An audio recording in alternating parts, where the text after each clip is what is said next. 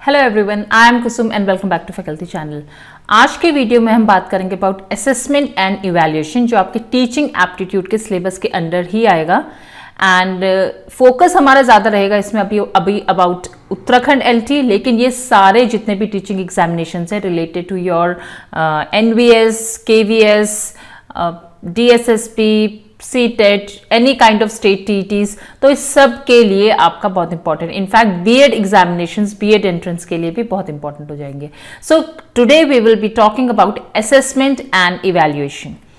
देखते हैं इसके अंदर कौन कौन से टॉपिक्स हैं जो मैं डिस्कस करूंगी। First will talk about what is assessment and evaluation, then methods of evaluation, techniques of evaluation, types of assessment, important paradigms in assessment, continuous and comprehensive evaluation, and school based assessment, that is SBA. Okay, तो ये सब topics आज के इस video में cover करेंगे। Assessment and evaluation, what is this?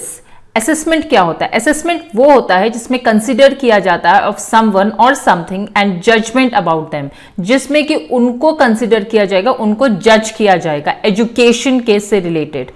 In education assessment को refer किया जाता है as the wide variety of methods और टूल्स, ऐसे मेथड्स और टूल्स जो एजुकेटर्स यूज करते हैं क्या मेजर करने के लिए, to measure, evaluate and document the academic readiness, learning progress, skill acquisition और एजुकेशनल नीड्स ऑफ स्टूडेंट्स। तो स्टूडेंट्स से रिलेटेड उनको इवैल्यूएट करना, उनकी एकेडमिक रेडीनेस, कितने रेडी हो चुके हैं वो एकेडमिकली, कितना प्रोग्रेस हुआ है उनका लर्निंग में, कैसे स्किल्स उन्होंने एक्वायर करे हैं और क्या क्या एजुकेशनल नीड्स हैं उनकी, वो सब आप असेसमेंट में पढ़ते हैं।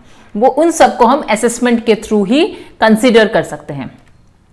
Next is your evaluation. Evaluation वो होता है जिसमें जजमेंट की जाती है about the amount and number of value of something, जिसमें हम किसी चीज की वैल्यू निकालेंगे, नंबर निकालेंगे, उसको जज करेंगे। जज किस तरह से? देखिए, इवैल्यूएशन एक तरह से डिसीजन मेकिंग है अबाउट स्टूडेंट्स परफॉर्मेंस, स्टूडेंट्स कैसे परफॉर्म कर रहा है उसके बारे में डिसीजन ले रहे हैं आप। अप्रोप्रिएट स्ट्रैटेजीज यूज करेंगे टीचिंग के लिए, जिसमें कि आपका इन्वॉल्व हो जाएगा क्या क्या यूज करेंगे, testing, measuring the ability of students with reference to the standards और objectives and also sorting learners। तो इसमें हम इन सबको मेजर करते हैं, जिसमें आपका टेस्टिंग के मेजरिंग स्टूडेंट्स की, लर्नर्स की एबिलिटीज को मेजर करेंगे और उसको वो जो एक स्टैंडर्ड सेट हो रखा है उसको रेफर करके, और क्या ऑब्जेक्टिव्स हैं जिसमें कि लर्नर्स को हमें क्या क्या चीजें प्रोवाइड होनी चाहिए, वो सब इसमें इवैल्यूएट होती हैं। So assessment and evaluation, these both are different terms, एक टर्म नहीं है ये। ओके, तो ये कंफ्यूजन तो पहले अपने दिमाग से हटा दीजिए कि असेसमेंट और इवैल्यूएशन अलग एक ही चीज होती है। Now we will read about methods of evaluation. ये बहुत इंपॉर्टेंट है, मेथड्स ऑफ इवैल्यूएशन, जिसमें आपका नॉर्म रेफरेंस्ड इवैल्यूएशन, दो टाइप से के टीचिंग लर्निंग प्रोसेस के मेथड्स होते हैं इवैल्यूएशन के, नॉर्म रेफरेंस इवैल्यूएशन और क्राइटेरियन रेफरेंस्ड इवैल्यूएशन। अब ये दोनों इतने इंपॉर्टेंट है, आई फील एवरी एग्जामिनेशन में, एवरी टीचिंग एग्जामिनेशन में ये पूछे जाते हैं, तो इसका आपको पता होना बहुत इंपॉर्टेंट है। नॉर्म कौन सा होता है और क्राइटेरियन कौन सा होता है? नॉर्म में वो होता है जिसमें ये एक ऐसा टाइप का इवैल्यूएशन है जिसमें performance of the student is measured by comparing the relations with the hypothetical average student.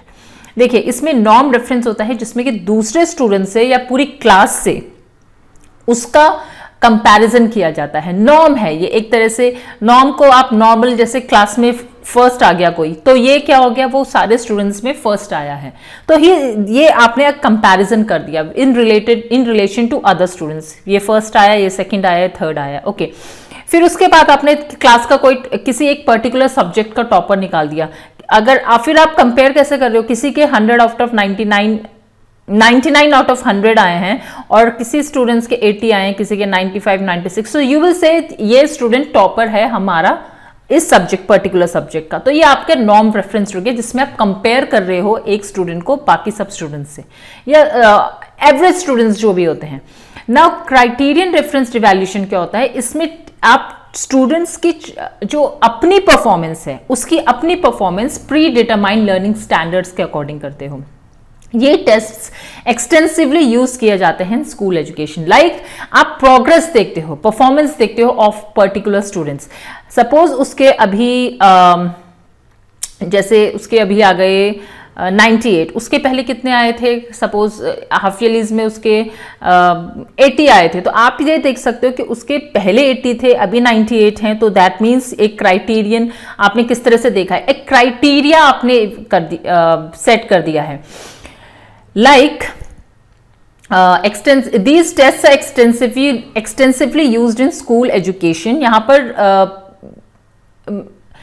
एक क्राइटेरिया जैसे होता है ना, आप इसमें कंपेयर नहीं कर रहे हो स्टूडेंट्स को, जैसे परसेंटाइल होता है, परसेंटाइल में होता है कि आपके औरों के अकॉर्डिंग कितने मार्क्स आए, तो ये आपका परसेंटाइल नॉर्म हो गया, परसेंटाइल हो गया नॉर्म, मीन्स अगर आप 99 परसेंटाइल है, दैट मीन्स आप बाकी स्टूडेंट्स से ऊपर हो, you are above on are better than other students। आप 99% लाए हो, इसके 100 आए, मतलब आप सारे जितने भी स्टूडेंट्स हैं उनमें सबसे आपके अच्छे मार्क्स आए हैं। नाउ क्राइटेरियन होता है आपका परसेंटेज बेसिस पे।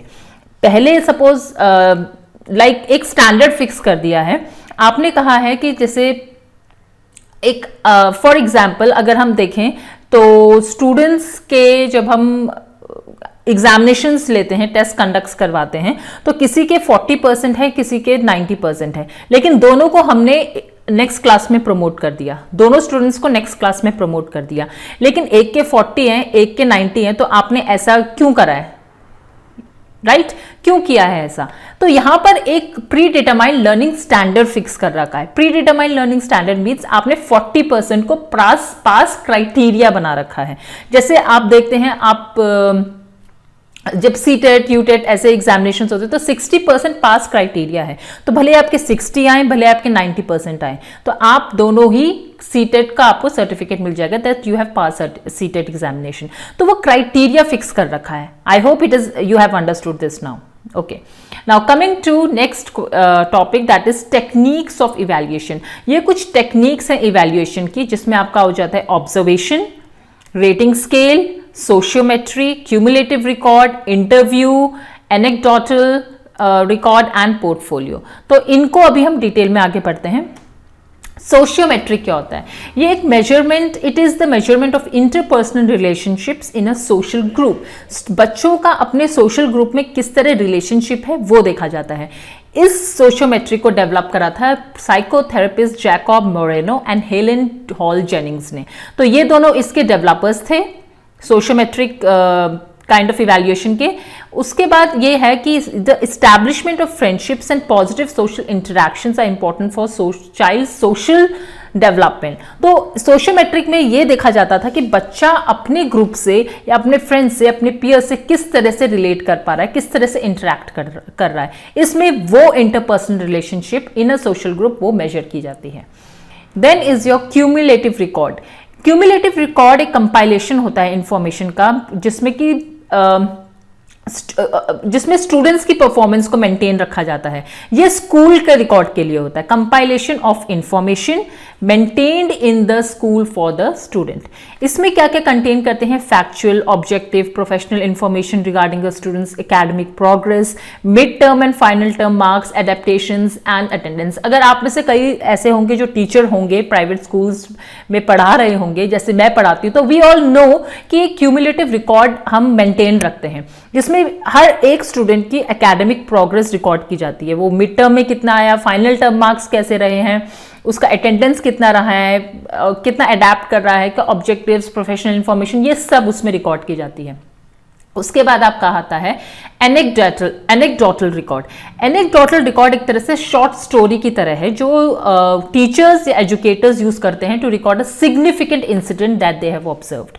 जैसे आप किसी स्टूडेंट ने किसी की हेल्प कर दी, लाइक कोई गिर गया है, आप वो गया, भाग के गया, उसने उसकी हेल्प करी, उसको स्कूल इन्फर्मरी में ले गया, फिर उसकी हेल्प करी, उसके बैग लेके आया, उसका कुछ वर्क करा। तो एक ये ऐसे इंसिडेंट्स होते हैं जो शॉर्ट स्टोरी में आप एजुकेटर्स उसको ऑब्जर्व करते हैं और उसको रिकॉर्ड करते हैं। एनेक्डोटल रिकॉर्ड्स शॉर्ट होते हैं, objective and as accurate as possible. सारा एक्यूरेटली लिखा जाता है उसमें।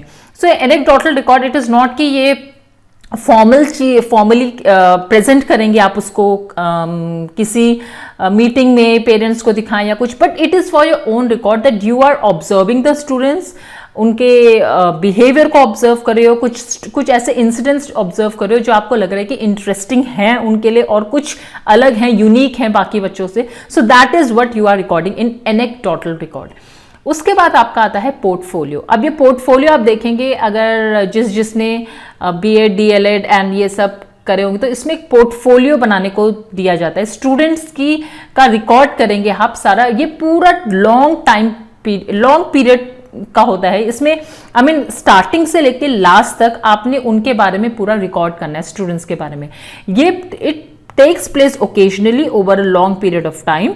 Project, written assignments, test etcetera are its main tool. इसमें आप रिटन असाइनमेंट्स दोगे, टेस्ट दोगे, ये सब इसके टूल्स होते हैं जिसमें आप स्टूडेंट्स का particularly step to step record करते रहते हो, उनका प्रोग्रेस वो किस तरह से from the very first day till the last day of the school वो किस तरह से उनका प्रोग्रेस हुआ है, क्या इंप्रूवमेंट हुआ है.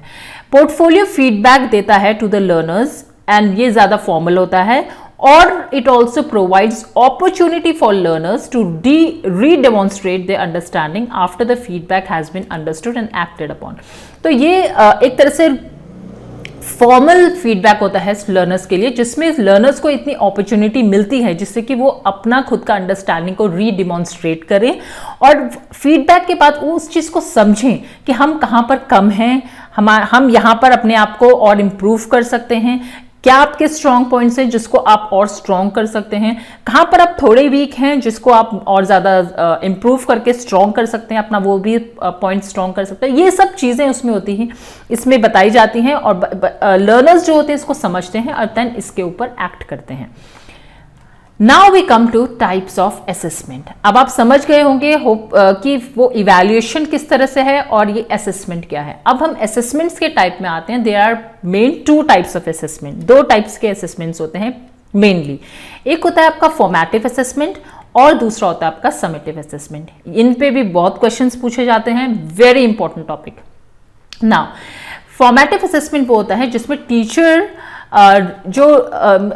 the teacher comes to know the result of the students within a very short duration by conducting the written tests, observing the behavior of the students and provide quick feedback to the students. इसमें क्या होता है, इस classroom में ही आपको feedback मिल जाता है.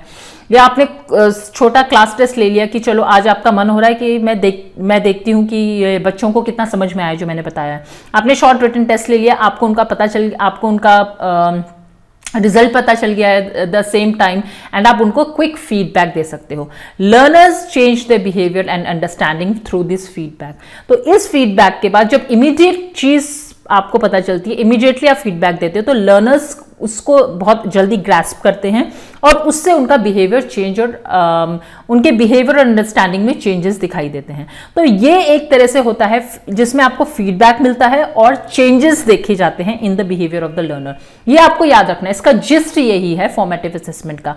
एक तो क्विक फीडबैक मिलता है, ऑब्जर्व कर सकते हो आप स्टूडेंट का बिहेवियर, फिर उसके बाद जब फीडबैक के बाद लर्नर्स का चेंज इन बिहेवियर आता है. Then is your summative assessment. Summative assessment can be done at the end of a year और द टर्म. तो समेटिव असेसमेंट जैसे आपके half yearlies, finals, unit test, ये जो आपके टर्म वाइज टेस्ट होते हैं, इन सबको आप समेटिव असेसमेंट कहते हो. इसका मेन इससे क्या पता चलता है, टीचर को वीकनेसेस और strengths of the curriculum and instructions. और यहाँ पर फीडबैक के बहुत लिमिटेड चांस रहते हैं, बिकॉज आप खुद सोचिए एंड ऑफ द ईयर में आप क्या फीडबैक देंगे और क्या इंप्रूवमेंट आएगा, बिकॉज वो टर्म तो एंड हो चुका है. Maybe sometimes you can say unit test में आप कर सकते हो कि आपने थोड़ा फीडबैक दे दिया और थोड़ा इंप्रूवमेंट आ गया, या फिर हाफ ईयरलीज के बाद इंप्रूवमेंट आ गया, but still they are less chances because आप वो एक तरह से आप देखें तो वो आपके रिपोर्ट कार्ड में चीज छप चुकी है, it has been written on a report card, तो उस चीज में आप इंप्रूवमेंट नहीं ला सकते हो आप. बट जो रिटन टेस्ट जो इनफॉर्मल टाइप से होते हैं, फॉर्मेटिव असेसमेंट होता है, इसमें आप क्विकली फीडबैक दे सकते हो, क्विकली चेंजेस आ सकते हैं. बट यहां पर समेटिव असेसमेंट में चेंजेस या इंप्रूवमेंट बहुत लिमिटेड होता है. तो आफ्टर जैसे आप सब देख सकते हैं कि एंड ऑफ द ईयर जो फाइनल्स के बाद अब जब एग्जामिनेशन होते हैं उसमें कोई फीडबैक नहीं मिल पाता है. You can only say that this is there result and they are being promoted or not promoted to the class. तो summative assessment as compared to formative assessment leaves no opportunity to improve.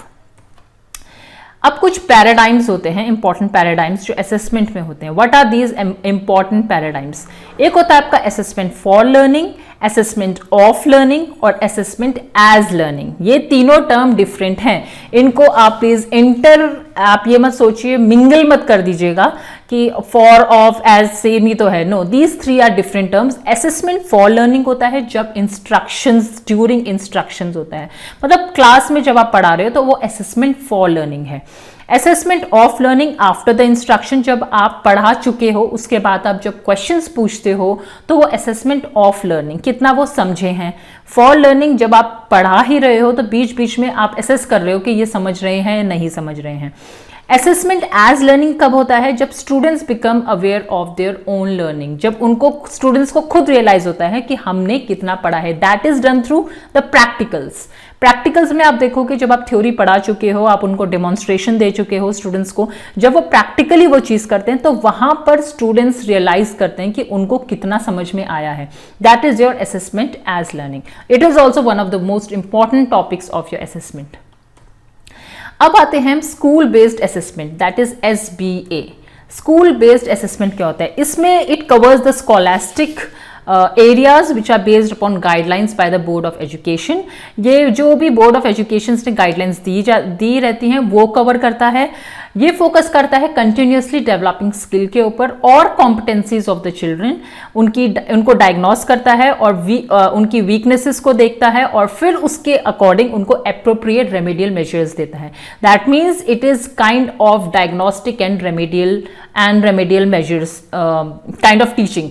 मतलब आप बच्चे को पढ़ा रहे हो, आप देख रहे हो उनको, उनकी कॉम्पिटेंसीज को जज कर रहे हो, उनकी वीकनेसेस को आप फाइंड आउट कर रहे हो, उनको पॉइंट आउट ना करके आप वो चीजें समझ रहे हो कि ये इनकी वीकनेस है और यहां पर आप उनको रेमेडियल मेजर्स प्रोवाइड करोगे. सपोज आपको लग रहा है कि कोई बच्चा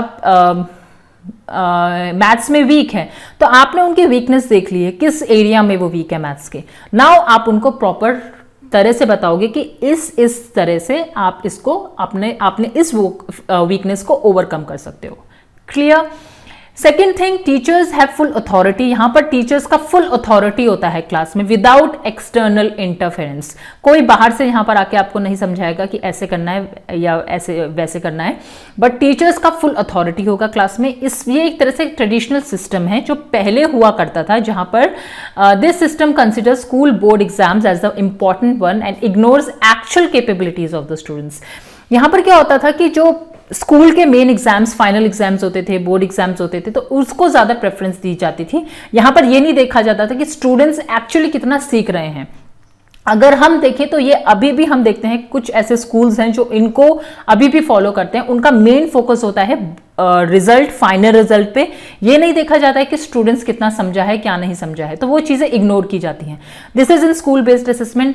now a days the CBSE started using SBA in the form of continuous comprehensive evaluation from 2010 onwards. तो CBSE ने अब SBA को यूज करना शुरू कर दिया था 2010 से through continuous and comprehensive evaluation. ये आप याद रखिएगा, ये बहुत एग्जामिनेशन पॉइंट ऑफ व्यू से बहुत इंपॉर्टेंट पार्ट है. Now continuous and comprehensive evaluation आखिर होता क्या है? अभी हमने आगे पढ़ा था आगे वाली स्लाइड में कि उन्होंने यूज करना स्टार्ट कर दिया है CBSE ने.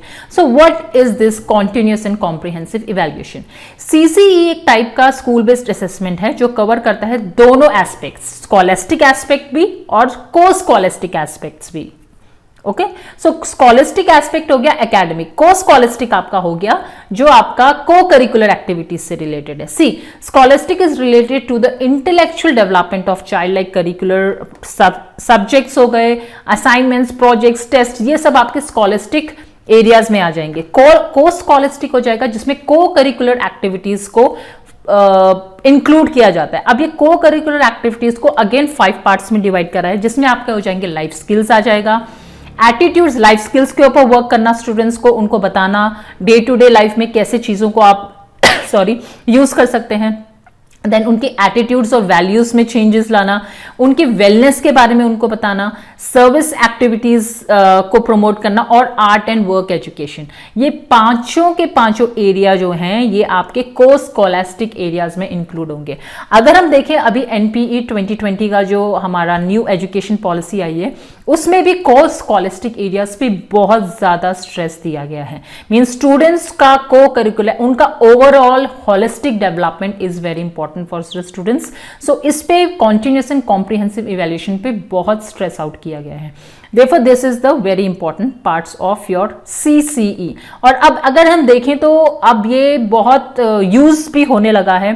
टाइम टू टाइम बच्चों का इवैल्यूएशन होता रहता है, प्रोजेक्ट वर्क्स दिए जाते हैं उनको और को करिकुलर एक्टिविटीज में एनकरेज किया जाता है उसमें पार्टिसिपेट करने के लिए। All I think all the schools nowadays are using CCE method only. अब देखते हैं difference between assessment and evaluation which is the most important part, and इसमें बहुत कंफ्यूजन होता है सबको। What is difference? Assessment provide करता है feedback on performance and areas of improvement, ये आपको फीडबैक प्रोवाइड करेगा असेसमेंट।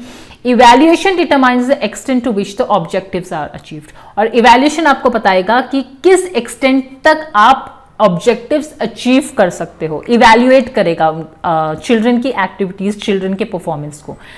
असेसमेंट डायग्नोस्टिक होता है नेचर का और इवैल्यूएशन जजमेंटल होता है, राइट? अभी हमने पढ़ा था ना इस असेसमेंट में फॉर्मेटिव असेसमेंट और समेटिव असेसमेंट, तो ये एक तरह से डायग्नोस्टिक होता है। फॉर्मेटिव तो टोटली डायग्नोस्टिक होता है और रेमेडीज इंप्रूवमेंट के लिए चांसेस होते हैं, लेकिन इवैल्यूएशन जजमेंटल होता है बिकॉज ये एंड टू एंड ईयर के एंड में इवैल्यूएट किया जाता है या mid of the year evaluate किया जाता है, तो ये जजमेंटल होता है नेचर में। Process oriented and formative, yes formative का इसका ज्यादा नेचर फॉर्मेटिव का होता है और ये इवैल्यूएशन प्रोडक्ट ओरिएंटेड होता है। तो ये ध्यान रखिएगा, प्रोसेस ओरिएंटेड, प्रोसेस पे ज्यादा ध्यान दिया जाता है, और इवैल्यूएशन प्रोडक्ट ओरिएंटेड मतलब एंड ऑफ द ईयर आपने क्या प्रोडक्ट बना के दिया है। प्रोडक्ट यहाँ पर हम स्टूडेंट्स को बोल रहे हैं, जैसे हम बोलते हैं ना ये उस स्कूल के प्रोडक्ट हैं, मैं उस स्कूल की प्रोडक्ट हूँ, तो वो प्रोडक्ट ओरिएंटेड ज्यादा होता है इवैल्यूएशन, और समेटिव होता है थोड़ा नेचर में। Now, okay, this was all, and yes, thank you for watching this video. इसके बाद within 1 or 2 days I'll be bringing MCQs on assessment and evaluation also, जो आपके उत्तराखंड LT में है कि टीचिंग एप्टीट्यूड के सिलेबस के अंडर है।